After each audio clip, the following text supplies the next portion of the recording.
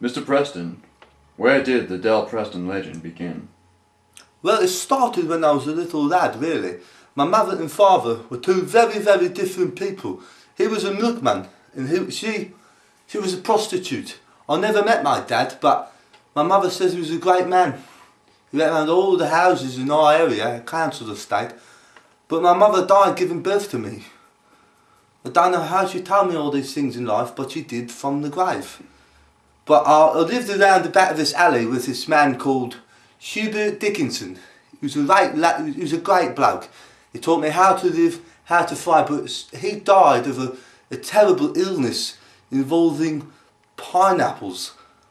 I've never grown to terms with the fact of that death to this day.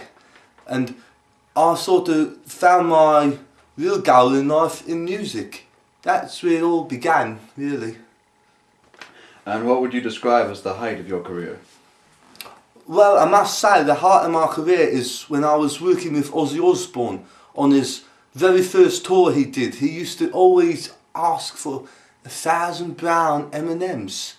Strange that was. And there was a story about 1,000 brown M+ms concerning Ozzy Osbourne. But I'm pretty sure you've all heard that many, many times before.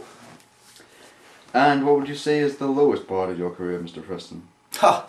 That was a funny one, because one night we went out for some brown M&Ms, and on the way back I thought it would be hilarious if I put a yellow M&M in his glass.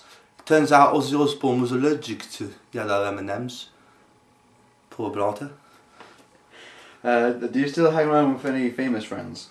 Well, I'll sometimes see Bill Cosby now and then, but he's a different bloke now. He's changed his skin colour. Just like that Michael Jackson. Blimey. It's a bit of a trifle, isn't it? And Mr. Preston, after all these years of roadieing with famous rock stars, are you still loaded with money? Well, now I don't really have much money left at the minute. I'm sort of barraging on a foundation to start my own cycling short manufacturing company. But it hasn't sort of picked up. It's mostly going downhill, and I've thought all I've really got left is this. In fact, I don't even have a picture. I used to carry a picture around of my mother before she died. It was her on her operating table. That's all I remember. And Mr. Preston, after all these years of roadieing, you must have seen your fair share of rock and roll action concerning the ladies. Oh yes, all the ladies.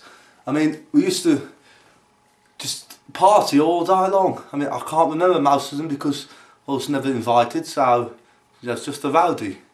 Yeah, it's good days. So you haven't contracted any illnesses or STDs? Oh, I've got some STDs, but they don't cure the headache. They said they meant to, but they don't. Just good old Jack Daniels then? Yeah, just good old Jack Daniels does the job all the time.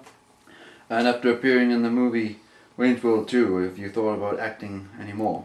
No, I don't do the acting no more because I was miles better than them in the film. I was actually going to called Wayne. They were going to change the film actually to Del Preston World, but they didn't. I don't know why. Makes me wonder. And is there finally anything you'd like to say to your fans before we sign off? Not really, I don't have many fans, but on this Easter occasion I'd like to say Happy Easter, everybody. And happy Easter to you, Del Preston.